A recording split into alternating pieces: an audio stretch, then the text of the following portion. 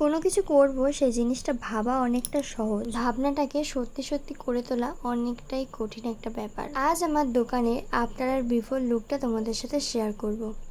এই ছিল দোকানের অবস্থা। কোনো কাজকেই ছোট বড় বলে মনে করিনি। ঘর পরিষ্কার করার থেকে, ঝাড় দেওয়ার থেকে, নোংরা পরিষ্কার করার থেকে যাবতীয় সমস্ত কাজ আমরা দুজনে করেছি। মাঝপথে যেন তো আমার অনেকটা মন ভেঙে গেছিল, যা ভেবেছি আদেও তা করতে পারবো তো। মনে অনেকখানি ভয় নিয়েই এই হাতে রং তুলি ধরে নিয়েছিলাম।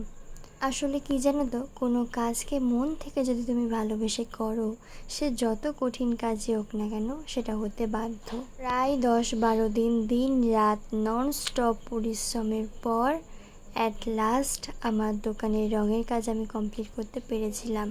এবং সবাই মিলে যদি এটা হেল্প না করতো তাহলে এটা কখনোই হতো না।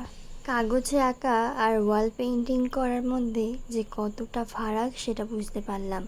এই দরজা দুটো আঁকার সময় ভীষণ চিন্তায় পড়ে গেছিলাম যে আদৌ হবে কি হবে না, কেমন লাগবে।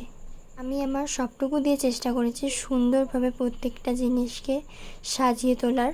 এবং তোমরা যারা যারা এসছো আমার দোকানে তাদের সকলেরও খুব ভালো লেগেছে, এটাই ভেবে আমি আরও খুশি হয়েছি।